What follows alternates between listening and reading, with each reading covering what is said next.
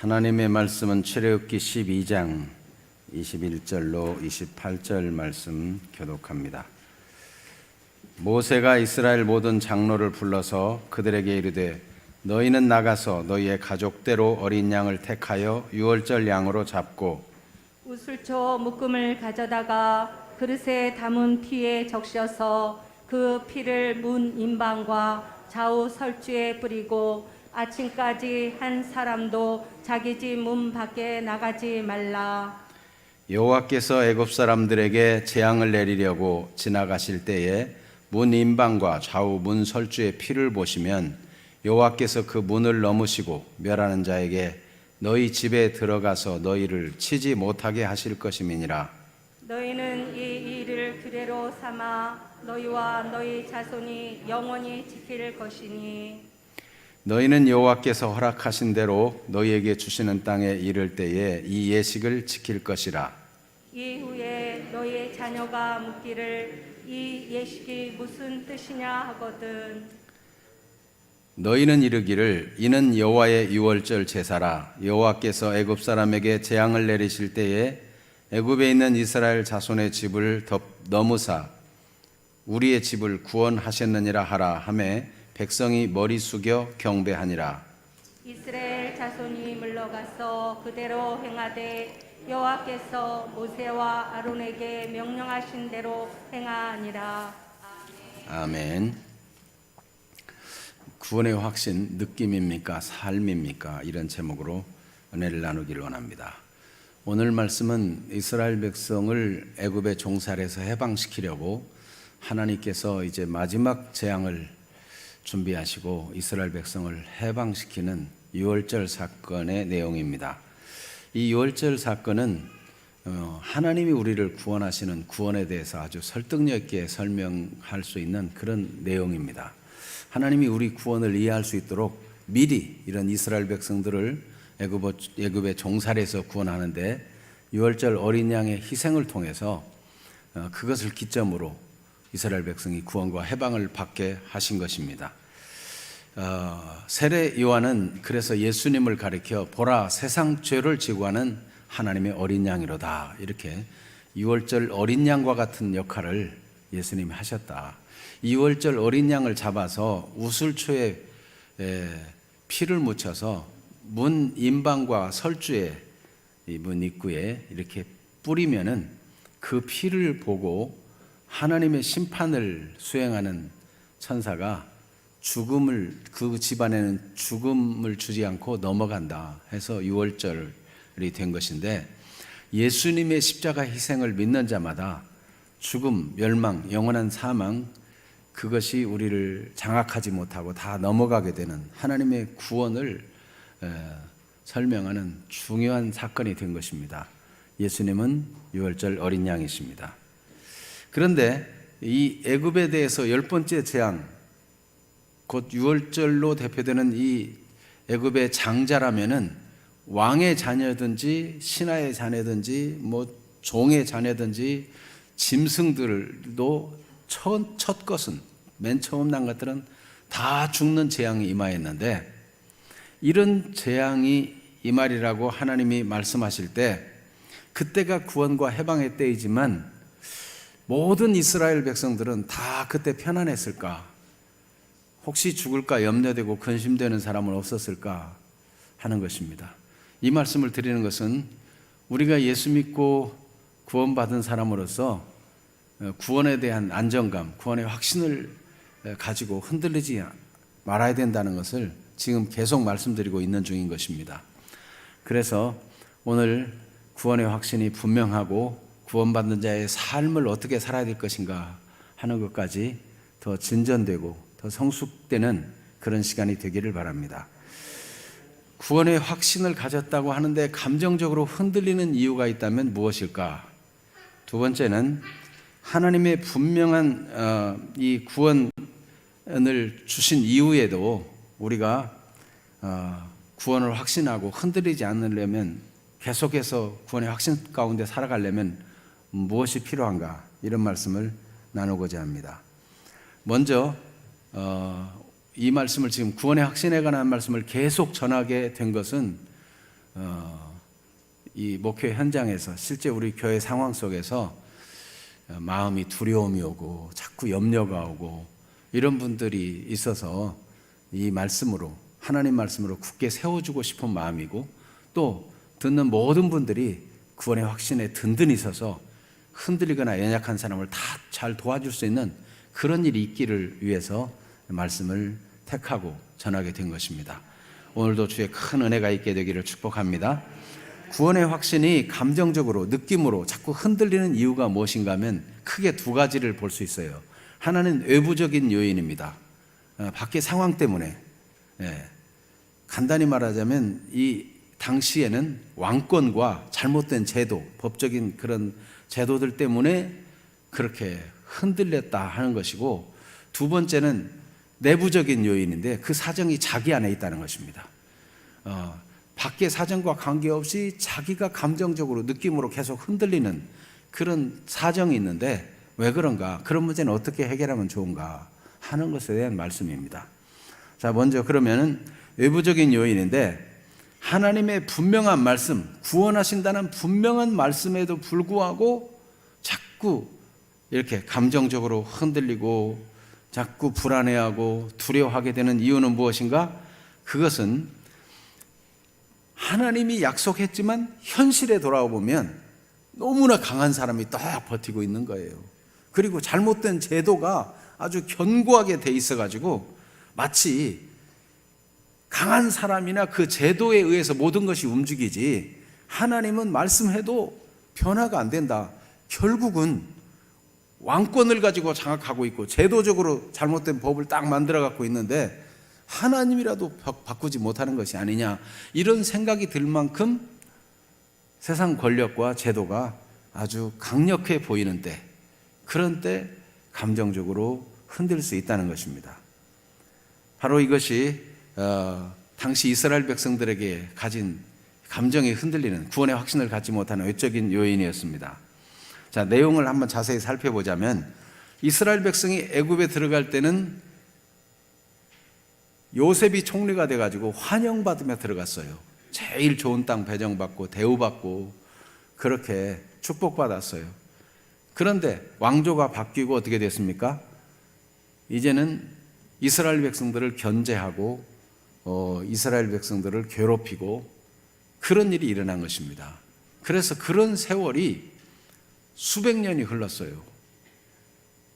이집트에 가서 생활한 세월이 400여 년이 되는데, 그 중에 요셉이 죽고 얼마 안 돼서부터 이런 일이 시작했으니까 적어도 300년 이상 이스라엘 백성들은 노예 생활, 종살이를 한 겁니다. 그러면 이 당시에 태어난 인물들은 태어나자마자 종이고 그 부모님도 할아버지도 늘 노예로 생활했던 사람이니까 얼마나 이게 정서적으로 무너져 내리고 마음이 약해지고 상처가 많고 그러겠어요. 그런데 이 노예 생활은, 이 신분이라는 것은 쉽게 벗겨지지 않습니다. 신분이 노예로 태어나가지고 노예로 살고 있기 때문에. 그리고 맨날 마주하는 현실이 노예로 실제로 대우를 받고 괴롭힘을 당하고 그렇게 살고 있기 때문에 하나님이 구원하신다? 실감이 안 나는 거죠. 하나님이 너희를 구원한다? 믿어지질 않는 거예요. 말씀 듣고 그런가 이렇게 생각할래도 현실을 보면 뭐 달라진 게 있어야지. 그러니까 마음이 흔들릴 수밖에 없는 거죠. 또한 악법이 성행하고 공의가 시행되지 못하는 것을 피부로 느끼고 있습니다. 일례로 출애굽기 1장 2장에 보면은 이스라엘 백성들에게 노동을 아주 고되게 시켜요. 세월 갈수록 점점 노동과 고역이 더 심해집니다. 왕은 무슨 생각을 하고 있느냐? 이 사람들을 호되게 고생시키고 괴롭히면은 자손을 번성하지 못할 것이다, 이렇게 생각하는 거예요. 그러니까 자손을 번성하지 못하도록 괴롭힘을 주려고 생각하고 노역을 시키니 얼마나 일을 고되게 시키겠습니까? 아침 일찍부터 밤늦게까지 아주 죽어라 고생하게 시키는 거죠. 고생을. 그리고 악법을 만들어 가지고 히브리인들을 앞으로 말살시켜야 되겠다, 이래가지고 히브리 산파들을 고용해가지고 이 사람들에게 돈을 많이 주면서 남자아이가 태어나면 죽이라, 은밀하게 영하 6일을 지시하는 겁니다. 왕명으로 지시하는 거예요. 얼마나 끔찍한 일입니까? 그런데 히브리 산파들이 왕명보다 하나님을 두려움으로 살리고 우리가 가기 전에 벌써 애를 출산했더라 이런 식으로 변명을 합니다. 그런데 그게 안 되니까 이제는 법을 만들어 가지고 이스라엘 백성들이 스스로 이제 남자아이가 태어나면 나일 강물에 아이를 던지라는 겁니다. 끔찍한 범죄지요. 악법이 만들어지면 이런 폐해가 심각합니다. 그래서 우리가 정말 나라와 민족을 위해서 기도할 때도 올바른 공의와 질서가 세워지고 정당한 법이 올바로 집행되도록 기도해야 되는 것이죠. 이스라엘 백성들은 이런 악법 하에서 고생을 했어요. 아이가 태어났는데 남자아이면 기뻐하지 않고 슬퍼할 수밖에 없는 거예요. 자기 손으로 강물에 던지지 않으면 온 집안이 다 어려움이 오니까 말이죠. 그런 악법이 성행되고 계속 그 제도가 유지되고 있기 때문에 하나님이 구원한다. 믿어지질 않아요. 실감이 안 나요. 또 모세가 와서 구원의 메시지를 전합니다. 왕에게 가서 이스라엘 하나님 여호와께서 이렇게 말씀하시기를 내 백성을 보내라 했다라고 전했더니 왕의 반응이 뭐냐? 이겁니다. 출애굽기 5장 9절인데 그 사람들의 노동을 무겁게 함으로 수고롭게 하여 그들로 거짓말을 듣지 않게 하라. 거짓말로 치부해버려요. 그리고 이들이 게으름으로 우리가 광야에 가서 제사를 지내자고 한다. 그래서 지푸라기도 안 주고 벽돌수는 이전처럼 똑같이 만들게 하는 그런 고통을 주고 채찍으로 때리고 더욱더 괴롭히는 것입니다. 그러니까 이런 고통들이 하나님이 구원하신다는 말을 실감이 안 나게 만들고 믿어지지 못하게 만들고 그럴 수 없을 거라고 생각하는 그런 마음의 불안정을 주는 것입니다. 그리고 이제 모세가 와서 지팡이를 던져 뱀이 되게 하는 기적부터 시작해서 물이 피가 되는 걸로부터 이제 깜깜한 흑암이 온 땅에 흑암이 덮는 이런 재앙까지 재앙으로 하면 9가지나 더했어요. 그러면 이 재앙이 더해질 때 바로왕이 어떻게 했느냐? 마치 항복하는 것처럼 보였어요. 이제 제발 좀 이 재앙이 없어지게 기도해달라. 내가 이제 너희들을 가서 예배하도록 광야에 나가도록 해주겠다. 이래놓고 재난이 끝나고 숨을 쉴만 하면 또다시 마음이 강팍해져 가지고 내보내기를 거절하는 것입니다. 이것을 9번이나 반복했어요. 그러니까 하나님이 아무리 말씀하고 기적을 베풀고 능력을 행한다 해도 왕권으로 딱 맡고 있으면 구원이 안 된다. 이런 생각이 팽배할 수밖에 없는 것이죠. 하나님 말씀이 믿어질 수가 있겠어요? 정말 그럴 거라는 느낌이 올 수 있겠어요? 현실적으로 계속 안 되는 거죠. 그래서 구원의 복음을 듣고도 마음이 불안하고 흔들리는 것입니다. 이렇게 사람을 두려워하는 마음, 이것들을 어떻게 극복하면 좋을까요? 현실을 마주친 이 상황이 아주 계란으로 파헤치기와 같아요. 꼼짝 안 해. 이런 상황을 어떻게 극복하면 좋을까요? 그때 사람들은 사람을 두려워하고 상황은 절대 안 변한다. 이런 마음을 가지고 하나님을 믿기보다 현실에 좌절하고 절망하고 두려워하고 근심하는 그런 감정에 빠지기가 쉽습니다. 어떻게 하면 좋아요? 마태복음 10장 28절 예수님께서 이 답을 주셨습니다. 마태복음 10장 28절 같이 읽어보겠습니다. 몸은 죽여도 영혼은 능히 죽이지 못하는 자들을 두려워하지 말고 오직 몸과 영혼을 능히 지옥에 멸하실 수 있는 이를 두려워하라. 아멘. 사람은 몸을 괴롭힐 수 있고 몸을 죽일 수 있습니다. 그러나 몸과 아울러 영혼까지 멸할 수는 없습니다. 하나님만이 절대자이고 몸과 영혼까지 다 지배하시는 분이십니다. 그래서 모든 인간은 일시적으로 강한 듯해 보이나 그 영혼을 자기 마음대로 할 수가 없는 거예요.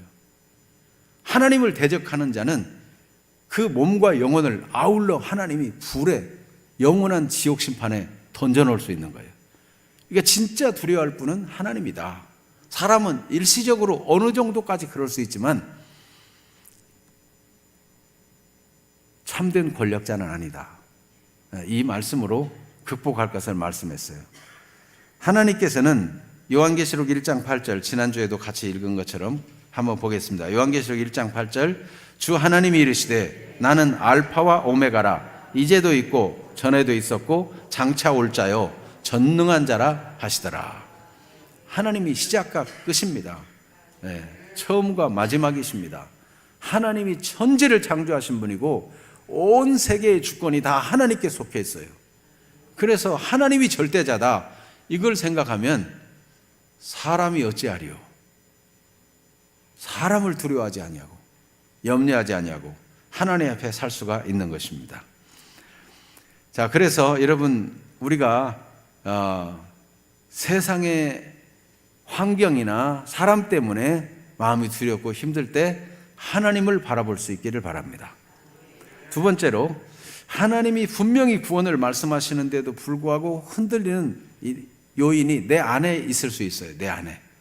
하나님은 반드시 이 6월절, 이번 마지막 이 재앙, 이 장자를, 이스라엘의 장자들을 다 죽이는 이 사건을 통해서 이스라엘 백성을 구원한다 하는 이 하나님의 계획이 선포되었고, 이제 이게 아무리 재앙이 계속돼도 거절했지만 이번이 이제 역사적인 분기점이 되고 전환점이 되는 거예요.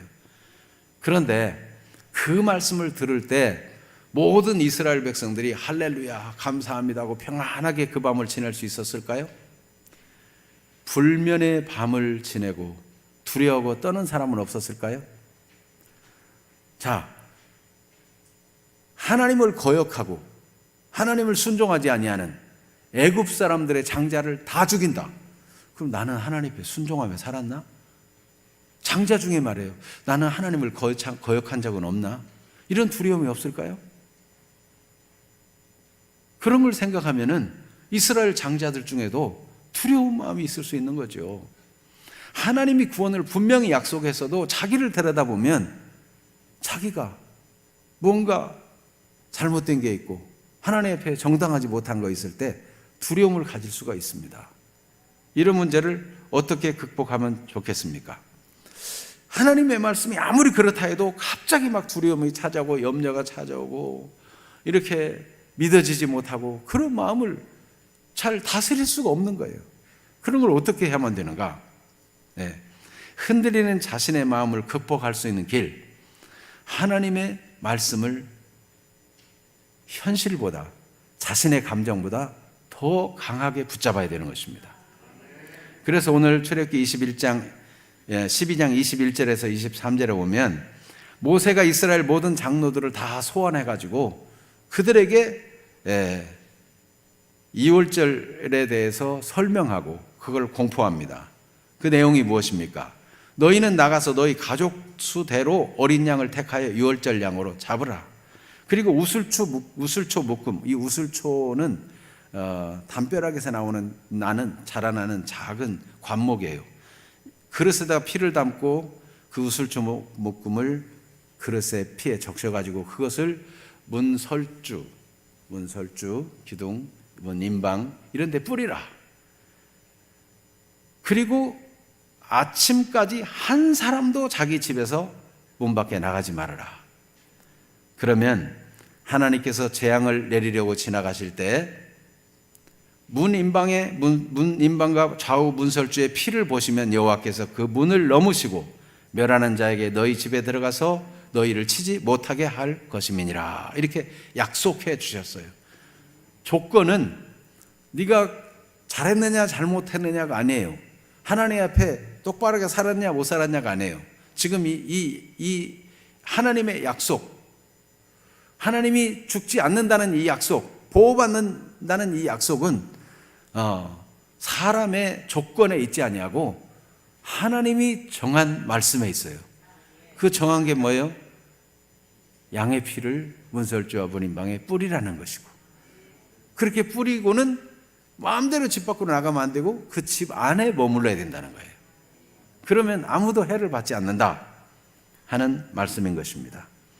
이렇게 흔들리는 마음, 우리가 완전한 사람이 없어요. 다 연약하고, 그래서 여러 가지 상처 때문에도 그렇고, 마음에 불안정해서 염려가 오고 두려움이 오고, 사실 이게 그냥 그냥 옳고 그르고 한번 알아보는 정도가 아니고 살고 죽는 문제이기 때문에 이게 두려울 수밖에 없어요. 만약 그랬다가 나 밤에 죽으면 어떻게 돼? 이런 두려움이 없을 수가 없죠. 그러나 하나님은 하나님의 약속대로 하시는 것입니다. 그래서 언약 안에 머물러야 돼요. 하나님 약속 안에 머물러야 돼요. 피를 바른 그 집 안에 머물러야지 마음대로 나가면 안 되는 거죠. 로마서 3장 23절에도 모든 사람이 죄를 범하였음에 하나님의 영광에 이르지 못하였다라고 증언하고, 그런데 누가 구원받느냐? 24절, 로마 3장 24절을 같이 봅니다. 그리스도 예수 안에 있는 속량으로 말미암아 하나님의 은혜로 값없이 의롭다 하심을 얻은 자 되었느니라. 그리스도 안에 있는 속량, 예수님의 십자가 희생, 예수님의 피 흘림, 우리를 위해서 대신 대가를 지불하신 예수 그리스도의 희생, 속량으로 말미암아 하나님의 은혜로 믿는 자는 값없이 의롭다함을 얻는다. 이렇게 성경은 명백히 약속하고 있습니다. 이스라엘 백성들은요, 직접 예수님을 십자가에 못 박고 예수님을 조롱하고 모욕하고 예수님께 침을 뱉은 사람도 있어요. 그런 사람도 용서받을 수 있을까요? 베드로 사도는 사람들에게 메시지를 전했습니다. 사도행전 2장 36절에서 38절에 오면, 그런즉 이스라엘 온 집은 확실히 알지니 너희가 십자가에 못 박은 이 예수를 하나님이 주와 그리스도가 되게 하셨느니라. 너희가 십자가에 못 박아 죽인 예수. 네. 오늘 여러분 함께 묵상한 사도행전 3장에 보면 어떻습니까? 빌라도가 놓아주기로 결의한 것을 너희가 십자가에 못 박아 죽여야 된다고 해서 넘겨주어 예수를 십자가 못 박아 죽게 했다. 이런 도전을 합니다. 그러면 벌 받고 다 망해야 되잖아요.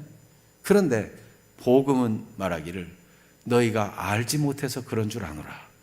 그러므로 이제 회개하고 복음을 믿으면 하나님의 은혜로 용서받고 구원을 받는다는 메시지를 전하는 것입니다. 이 사도행전 2장에서도 똑같아요. 사도행전 2장 37절에 보면 그들이 말씀을 듣고 마음에 찔려가지고 형제들아 우리가 어찌할꼬 하고 탄식할 때 베드로가 준 메시지 38절 말씀 같이 읽어볼까요? 베드로가 이르되 너희가 회개하여 각각 예수 그리스도의 이름으로 세례를 받고 죄 사함을 받으라. 그리하면 성령의 선물을 받으리니. 아멘. 우리가 주와 그리스도를 못 받고 그리스도를 박해하고 그리스도를 욕하고 그리스도를 비난하고 모욕했구나. 이게 잘못되었습니다. 그리스도를 몰라봤습니다. 회개하고 그리스도의 이름으로, 예수 그리스도의 이름으로 세례를 받아요. 세례를 받는 것은, 세례의 의미가 뭐예요? 예수님이 내 죄를 위해 죽었다. 그 예수님의 죽으심이 나를 위한 것이다 하고 죽으심에 대해서 믿음으로 받아들이고, 예수님의 죽음이 나의 죽음, 예수님이 내 죄를 위해 죽으셨으니 내가 예수님과 함께 죄에 대해서는 죽었다. 예수님이 죄 없는 자이기 때문에 하나님이 그를 다시 살렸다. 예수님 부활, 예수님이 그 부활하신 것은 나를 의롭다 하기 위해서 살아나신 것이다.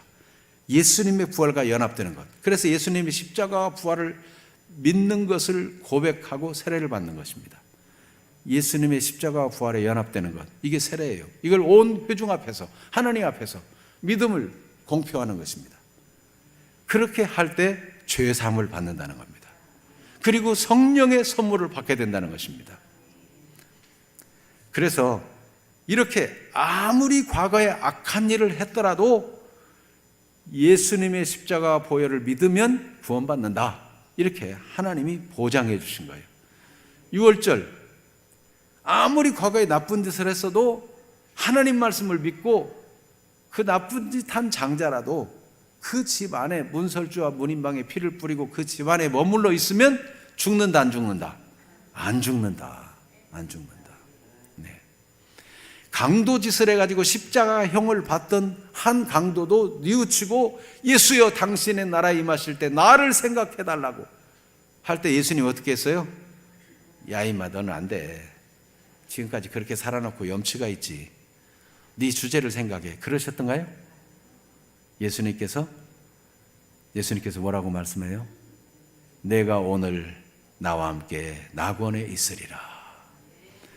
어떤 죄를 지었어도 예수님을 믿으면 용서해 준다. 이게 복음이에요. 그래서 내적으로 내가 흔들리는 이유는 내 죄나 잘못이나 내 형편을 생각할 때 자신이 없는 거죠. 그럴 때도 주 예수님을 믿고 복음이 말하는 대로 그 언약 안에, 그 집안에 머물러 한 것처럼 하나님의 언약 안에 머무르면 하나님이 확실히 구원하신다 하는 것이 오늘 유월절 사건을 통해서 보여준 구원의 안정감인 것입니다. 내 감정과 관계없어.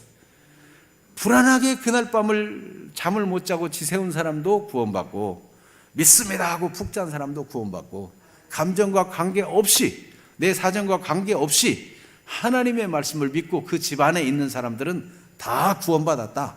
이것이 구원의 안정감을 주는 역사적인 사건이고 복음의 위대함인 것입니다. 그래서 요한계시록 7장 9절 10절에 보면 하늘에서 수를 헤아릴 수 없는 각 나라와 족속과 백성과 방언에 속한 그 셀 수 없는 무리들이 한 가지 찬송을 합니다. 한 가지 찬송. 그 흰 옷을 입고 손에 종려가지를 들고 하나님의 보호자 앞에서, 그리고 어린 양 앞에서 한 가지 찬송을 해요. 큰 소리로 외치는 그 찬송, 그 내용이 뭡니까? 10절, 요한계시록 7장 10절 같이 읽어봐요. 큰 소리로 외쳐 이르되 구원하심이 보호자에 앉으신 우리 하나님과 어린 양에게 있도다 하니. 구원하심이 하나님의 손에 달려있다. 구원하심이 어린 양의 희생에 달려있다. 우리가 구원받은 것은 우리가 잘나서가 아니고, 우리가 착하게 살아서가 아니고, 하나님의 선택하심과 어린 양 예수 그리스도의 희생으로 우리가 구원받은 것이다 하고 이 찬송을 큰 소리로 외쳐 부른다는 것입니다. 그러므로 여러분, 예수님을 믿고 믿음으로 사는데도 또 자꾸 마음이 우울해지고 두려움이 오고 걱정이 오고 구원의 확신이 무너질 때 어떻게 해야 돼요? 큰 소리로 내가 저 셀 수 없는 무리 가운데 속해서 이 찬송을 부를 것이다 하고 이 세상에서부터 이렇게 부르짖기를 바랍니다. 구원하심이 보호자에 앉으신 우리 하나님과 어린 양에게 있도다. 이 선포, 이 확신으로 선포하고 외치고 믿고 고백하는 것이 이게 강력한 힘이 됩니다. 그래서 에베소서에는 영적 전투를 말하고 영적 무장을 말할 때 성령의 검 곧 하나님의 말씀을 가지라 그랬어요. 이 어둠의 세력을 물리치는 길은 하나님의 말씀을 부여잡는 거예요. 말씀을 붙들면 승리하는 것입니다. 그래서 흔들리는 마음 어떻게 극복할까? 하나님의 언약 안에 머물고 그 언약을 주장하고 그 언약대로 믿고 감정을 언약 밑에 놔야 돼요. 내 감정, 느낌 이런 것들을 하나님의 언약이 아무리 그래도 나는 두렵습니다. 자꾸 그걸 주장하고 그거를 더 좋아하고 그걸 붙잡으면 안 돼요. 하나님 말씀 붙잡고 승리하는 분들이 되시기를 축복합니다. 두 번째는 이스라엘의 역사적인 교훈을 잘 붙들어야 되는데, 지금 그렇게 유월절 예식, 앞으로 가나안 땅에, 약속한 땅에 들어가서 너희 후손들까지 이 예식을 계속하도록 해라. 후손들이 물어보면 이 유월절의 의미가 무엇인지 설명해 주라. 그때 장자를 멸하는 재앙이 있을 때 하나님의 약속대로 문설주와 문인방에 피를 뿌리고 우리가 그 집 안에 있었더니 죽음의 사자가 넘어갔다. 영원한 멸망과 그 저주가 넘어갔다. 그래서 유월절이라고 하는 것이다. 이게 설명하라고 그랬어요. 아주 확실하게 약속해 주시고 후손들도 그렇게 믿도록 한 것이죠. 그런데 하나님이 이렇게 분명하게 해 주시고 그날 감정과 관계없이 구원을 받았습니다. 그리고 하나님께서는 이들이 나갈 때 금은 폐물까지 취해가지고 나가도록 했어요. 그리고 막혀있던 홍해바다도 건너는 기적도 경험하게 해주셨어요. 그렇게 해서 가나안 땅까지 무사히 들어가야 되는데 이스라엘 20세 이상으로 장정된 사람 대부분이 광야에서 죽었어요. 하나님의 약속의 땅을 들어가지 못했어요. 왜 그럴까요? 하나님이 구원한다는 약속이 잘못된 것일까요? 이게 애굽에서 나오는 것이 구원이라면, 이 구원의 첫 단계, 해방이라면, 그 다음에 광야를 거쳐서 가나안에 들어가는 것은 구원의 완성, 구원의 결말, 이렇게 상징될 수 있는 거예요. 그러면 우리가 예수 믿고 죄에서 사함받고 구원받았으면 이제 믿음으로 살다가 결국은 천국까지 들어가야 되잖아요. 구원의 완성까지 이르러야 되잖아요. 그런데 이스라엘 역사를 보니까 그 수많은 사람들이 약 60만 명이나 되는데 2명 외에는 다 광야에서 죽었어요. 가나안의 구원의 완성으로 들어가지 못했어요. 그러면 하나님이 약속한 것이 틀린 것입니까? 어떻게 해야 되죠? 그래서 구원 이후에 구원을 계속 확신하고 살아가려면 어떻게 해야 될 것인가? 우리가 이 역시 하나님의 언약 안에서 살아야 됩니다. 감정이나 느낌에 의지하지 말고 하나님의 말씀을 붙들고 그 말씀을 삶으로 확인하면서, 이스라엘 백성들이 구원받을 때 어떻게 했어요? 이 6월절에 하나님이 약속한 대로 문설주와 문인방에 피를 뿌리고 그 집 안에 있었어요. 그 집 안에. 그와 마찬가지로 예수 믿고 구원받은 이후의 삶도 역시 늘 하나님의 언약 안에 있어야 돼요. 그래야 구원의 완성까지 갈 수 있는 것입니다. 그래서 한 번 구원받은 사람이라도 구원의 완성에 이르지 못하고 탈락할 수 있을까? 이 질문 앞에 직면해야 되는 것입니다. 나 구원받았으니까, 한 번 구원받았으면 영원한 구원이야, 나는 지옥 안 가고 천국 갈 거야, 그렇게 정말 말해도 되는 것일까? 이스라엘 역사에 보면 구원은 받은 것 같은데 구원의 완성에 이르지 못한 경우가 있었단 말이죠. 그것을 고린도전서나 히브리서 기자나 보면은 이유가 무엇인지를 설명하고 있는 거예요. 성경에는 두 가지가 확실하게 있습니다. 신실하신 하나님의 구원 약속, 그리고 구원을 약속할 뿐만 아니라 하나님이 구원한 백성을 끝까지 지키신다는 약속이 있어요. 그래서 우리가 지난번 이 구원이 얼마나 안전한가 할 때 예수님의 약속을 통해서 우리가 봤죠. 내 양은 내 음성을 들으며 나는 그들을 알며 그들은 나를 따르느니라. 요한복음 10장 28절 29절, 내가 그들에게 영생을 주노니 영원히 멸망하지 아니할 것이요 또 그들을 내 손에서 빼앗을 자가 없느니라. 그들을 주신 내 아버지는 만물보다 크심에 아무도 아버지 손에서 빼앗을 수 없느니라. 하나님이 확실하게 지키시고 붙들 걸 말씀했어요. 그런데 성경에는 그것만 있는 것이 아니고 계속해서 하나님의 언약 안에 머무르지 않으면, 계속해서 하나님의 백성으로 살지 않으면, 계속해서 하나님의 통치를 받지 않고 뛰쳐나가고 죄를 짓고 계속해서 하나님을 거역하면 구원을 잃어버릴 수 있다는 것을 성경은 얘기하고 있습니다. 서로 모순되는 것 같습니까? 여러분, 예를 들어서 탈북자가 있다 합시다. 뭐 중국에 가서 고생하고 제3국에 가서 막 고생하고 어이어이 해서 결국 우리 대한민국에 와가지고 교육도 받고, 그래서 이제 대한민국 국민으로서 우리 국민으로서의 자격을 얻었어요. 이제 대한민국 국민이에요. 그런데 이 사람이 정상적으로 대한민국 국민으로서 생활을 하고 또 뭐 이렇게 사업을 하든 직장 생활하든 그렇게 하면은 계속 대한민국 국민이죠. 그런데 알고 보니까 고정간첩이었어. 대한민국 국민의 권한을 주었는데도 보니까 이 대한민국의 정보를 빼돌려 가지고 자꾸만 북한에게 넘겨주고 교신을 하고 이런 사람이었어. 그러면 한 번 대한민국 국민으로서의 자격을 줬기 때문에 계속 대한민국 국민이라고 할 수 있겠습니까? 아니면 이 사람이 산업 스파이야, 아니면 이 사람이 저 국제 마약 조직하고 연루돼 있어 가지고 갱단들하고 다 연결돼 가지고 늘 나쁜 짓만 해. 그러면 대한민국 국민의 지위를 계속 유지할 수 있을까요? 대한민국 국민이라도 죄를 지으면 감옥에 넣죠. 제약을 받는 거예요. 우리가 예수 믿고 구원받아 하나님의 자녀가 되고 하나님이 하나님의 백성이라고 삼으시고 우리의 구원이 확실하다고 말씀하는데, 우리가 확실한 만큼 우리도 하나님의 백성답게 살고 하나님의 자녀답게 살아야 마땅한 것이 아니겠습니까? 바로 그것을 말하는 거죠. 그래서 고린도전서 10장 10절 11절 말씀 보면 이 배경이 뭐냐면, 이스라엘 백성들이 그 출애굽한 이후에 하나님이 기적으로 구원받고 유월절을 통과하고 송해도 건너고 그렇게 했는데 불구하고 광야에서 멸망한 이유가 무엇인가? 구원의 완성까지, 하나님 약속한 가나안 땅까지 들어가지 못한 이유가 무엇인가? 그것을 이렇게 기록하고 있습니다. 고린도전서 10장 10절에서 11절 같이 읽어볼까요?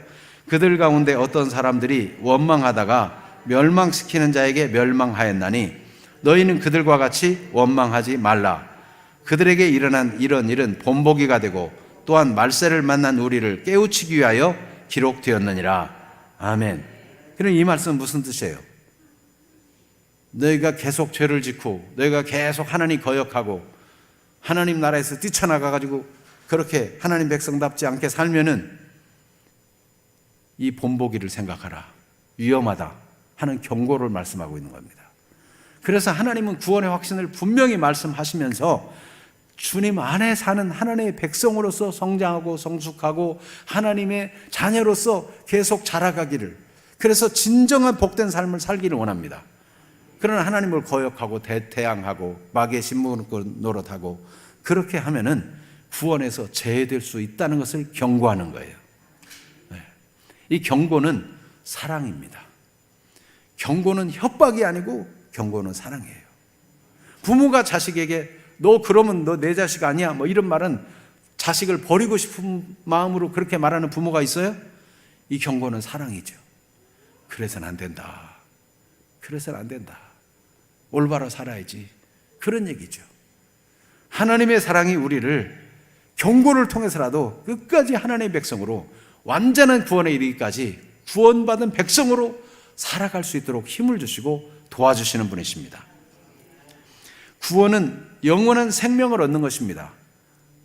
내가 그들에게 영생을 주노니 그랬어요. 하나님이 영생을 주시는 겁니다. 주 예수님이 영생을 주시는 겁니다. 하나님이 너에게 영생을 주시는 것과 이 생명이 그의 아들 안에 있는 것이라. 하나님의 아들이 있는 자에게는 생명이 있고 하나님의 아들이 없는 자에게는 생명이 없느니라. 하나님의 아들 예수님을 믿는 사람은 영원한 생명을 가진 사람이에요. 그러면 이 생명이라고 하는 단어를 볼 때 이 생명이라는 거가 지금 이 화분의 꽃도 생명 살아있죠? 그런데 이 생명이라는 거가 어떻습니까? 이 생명이 유지되기 위해서는 어떻게 해야 돼요? 일정한 온도와 습도와 영양가 뭐 이런 걸 다 갖춰줘야 되죠. 이게 살아있다고 해서 아무렇게나 그냥 저 영하 10도인데 밖에 내놔버려. 어떻게 되겠어요? 생명이니까 뭐 계속 사는 거지. 그렇게 말할 수 있어요? 아무렇게나 하면 안 되는 거예요. 생명은 생명의 법 안에 있어야 생명이에요.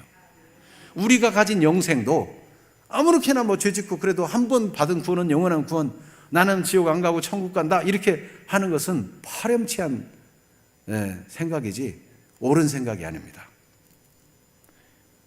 생명은 절대로 아무렇게나 해서 되는 것이 아닙니다. 그래서 마태복음 13장에 보면 씨 뿌리는 자의 비유가 나오는데, 씨 뿌리는 자가 가서 씨를 뿌리는데 네 가지 밭이 있죠. 길가밭, 돌밭, 또 가시밭, 그리고 좋은 땅. 그런데 다 같이 씨를 뿌렸어요. 씨를 뿌림을 받은 밭인데 결국은 완성, 열매 맺는 데까지 간 밭은 어떤 밭이에요? 좋은 밭이죠. 결국은 나머지 세 땅은 구원의 완성을 못했다는 뜻입니다. 그래서 하나님 말씀을 중심으로 받지 않으면 사탄이 말씀을 빼앗아가 버리고, 말씀을 기쁘게 받더라도 그 말씀을 인해서 어떤 환난이나 박해가 올 때도 그걸 견뎌내고 이겨내야지 결실하는 자가 되지, 조금 시험이 왔다고 좀 문제가 왔다고 하나님을 떠나버리고 하나님 말씀을 저버리면 구원의 완성까지 가기 어렵다. 예수님이 말씀한 거예요. 모든 재리의 유혹, 세상 염려 뭐 이런 게 들어올 때 그거에 그냥 꽉 쌓여가지고 근심 걱정에 쌓이고 돈 만몬주의에 빠져가지고 하나님보다 돈을 더 사랑하고 그렇게 하면은 구원의 완성을 이룰 수 있다? 없다. 그래서 여러분, 하나님은 우리가 온전히 하나님을 사랑하고 그 말씀을 따라감으로 완전한 구원, 완성된 구원에까지 이르도록 우리를 말씀으로 자꾸만 일깨워주고 사랑으로 우리를 권면해주고 분명한 약속으로 흔들리지 말아라. 너희가 하나님 안 믿는 사람처럼, 하나님 없는 사람처럼 밖으로 뛰쳐나갈 이유가 없다. 내가 너희를 보호하는데 다른 보호를 생각할 필요가 없다. 전능한 내가 너희를 보호한다. 전능한 내가 너희를 공급한다. 하나님, 전능하신 하나님이 시작이고 끝이고 그가 심판자인 것을 계속 말씀해 주셔서 구원 안에 살도록 해주는 겁니다. 그러니까 그렇게 살아가면서 구원의 확신을 갖는 건 당연합니다. 여러분이 밥도 안 먹고 잠도 안 자고 그냥 아무렇게나 그냥 하면서 건강하기를 바란다면 그는 어리석은 사람이죠. 그럴 수가 없어요. 여러분 다 각자 밥도 먹고 간밤에 잘 주무시고 오셨죠? 네. 그렇게 해서 건강과 생명이 유지되는 거예요. 면역력이 약하면 코로나 바이러스 같은 게 걸리기가 쉬워요. 그렇지만 꾸준히 자기의 몸을 건강하게 잘 관리한 사람은 왔다 가도 지나갈 수 있는 것이고 이길 수 있는 것이고, 여러분 그래서 이 땅에 여러 가지 시험이나 문제나 상황이 문제가 아니고 하나님 우리를 사랑하시고 구원의 완성에 이르도록 우리를 돕는 분이라는 사실을 확실히 믿고, 구원은 생명이다, 날마다 실제로 살아있는 생명이다, 이걸 의식하면서 하나님 말씀 따라 언약 안에 살아가게 되기를 축복합니다. 구원은 또한 관계인 것입니다. 히브리서 10장에는 모세의 법을 폐한 자도 두세 증인으로 말미암아 불쌍히 여기심을 받지 못하고 죽었거늘 하물며 하나님의 아들 예수를 짓밟고, 예수님 다 필요 없다, 예수 믿어 구원받는 게 대수냐 이렇게 생각하고 거룩한 언약의 피를 부정한 것을 어기고 성령을 욕되게 하고 완전히 복음과 반대대로 가는 거죠. 그렇게 되는 사람은 어떻게 돼요? 멸망한다는 거예요. 그러니까 바꿔 말하면 하나님을 적극적으로 거절하고 거역하고 하나님을 대적하고 하나님과 반대된 길을 가려고 하지 않고 실수하고 넘어져도 또 회개하고 하나님 저의 부족함을 용서해 주세요, 하나님 주의 은혜가 아니면 살 수 없어요, 이런 사람은 자기가 내가 이렇게 살아가지고 진짜 구원받을 수 있을까? 내가 이렇게 살면 안 되는데, 그런 사람은 구원의 사람이에요. 그런 사람. 네. 자기를 돌볼 줄 아는 사람, 자기가 진짜 생명으로 올바로 살아가고 있나 이거를 염려할 수 있는 사람은 그 안에 생명이 있기 때문에 그래요. 죽어버리면 그것도 없어요. 생명이 있어야 물기도 빨아 올리고 햇볕을 보면 동화작용도 하고 탄소 동화작용도 하고 다 그렇게 하는 거죠. 구원은 관계입니다. 믿음으로 하나님의 자녀, 하나님의 백성이 되는 것이죠. 그래서 이 관계는 어떻게 해야 돼요? 여러분 누군가 친해졌다고 해서 나 이제 친해졌으니까 그리고 함부로 하면 돼요? 가까운 사람일수록 더 예의를 갖추고 더 소중하게 관계를 유지해야 되죠. 부모와 자식 관계도 마찬가지예요. 부모, 자식 이게 피로 맺은 관계인데 이게 혈통인데 설마 날 버리기는 하겠어? 그리고 자식이 자식답지 못하고 부모가 부모답지 못하면은 그 관계가 건전하고 아름다운 관계가 유지될 수 있어요? 그렇다고 생각하는 것은 착각이죠. 여러분 부부가 서로 사랑해서 만났을지라도 관계를 소중히 갖고 나가야 되는 것입니다. 함부로 하면서도 어차피 결혼했으니까 이렇게 하는 사람이 있다면 그거는 아니죠. 결혼 주례자 앞에서 흰머리가 밥풀이 되도록 아팠을 때나 어려움을 당할 때나 다 이제 함께 한다고 서약을 했으니까 이제 문제 없어. 그리고 함부로 대한다면 착각이죠. 여러분 일반 상식은 다 아는데 왜 구원의 확신은 그렇다고 생각 못합니까? 구원의 확신도 마찬가지예요. 구원의 확신도 우리가 하나님과의 관계를 소중히 갖고 가고 하나님 말씀을 잘 따라가고 그럴 때 구원의 확신이 더 증가하는 거예요. 하나님이 말씀하신 말씀대로 살아가면 살았을수록 더 든든해져요.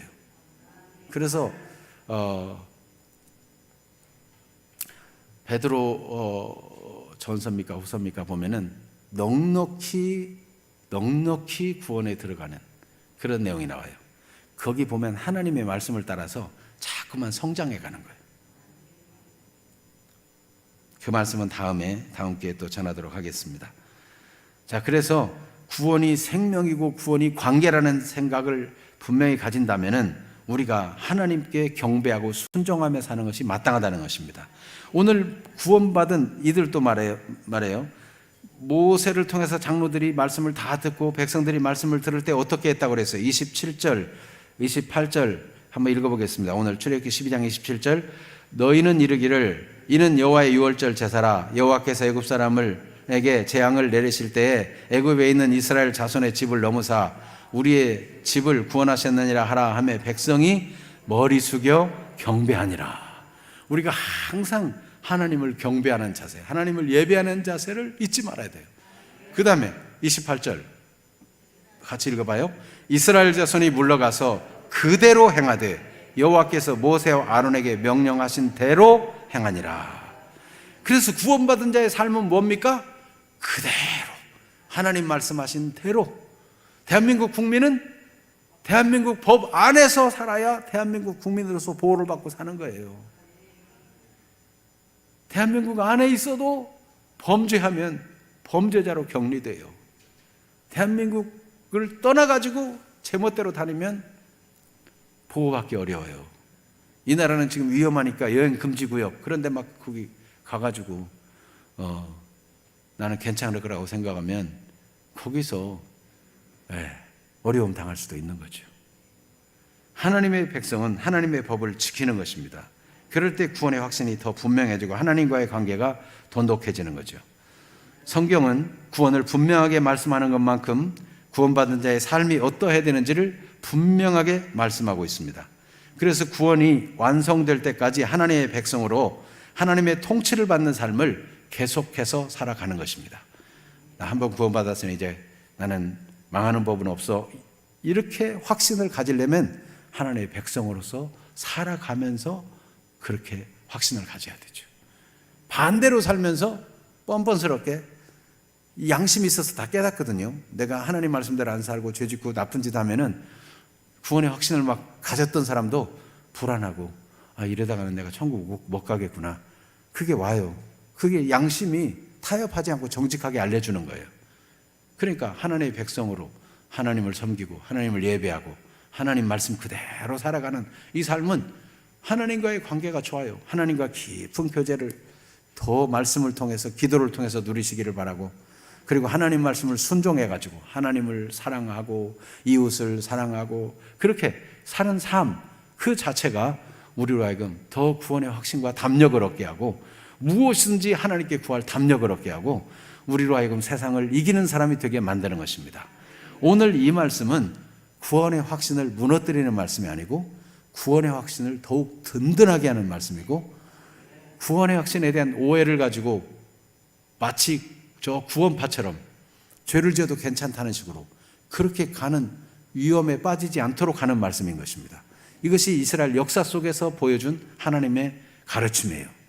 오늘 말씀을 굳게 붙잡고 믿음으로 구원의 확신을 가지고 승리하는 분들이 다 되시기를 축복합니다. 기도하겠습니다. 오늘 말씀에 의지해서 기도합시다. 우리가 혹시 하나님 말씀과 저버리고 하나님의 뜻을 저버리고 제멋대로 살면서도 괜찮다고 스스로를 위로하고 있었다면 그것이 잘못되어 있음을 고백해야 될 것이고, 우리가 하나님이 구원의 확신을 주시고 구원을 보장해 준 만큼 우리 또한 마땅히 하나님의 백성으로 하나님을 경배하고 하나님께 순종하며 살고 하나님을 더욱 사랑하고 살고 그와 같이 이웃을 내 몸처럼 사랑하고 살고 그리스도께서 우리를 희생한 것처럼 그렇게 사랑하며 사는 그런 삶을 살아가는, 그래서 구원의 확신이 날마다 더해지고 구원에 더 가깝고 구원이 완성되기까지 끝까지 승리하는 그런 백성으로 살도록 하나님 말씀에 응답하는 기도를 드리겠습니다. 다 같이 기도하겠습니다. 하나님 우리 아버지,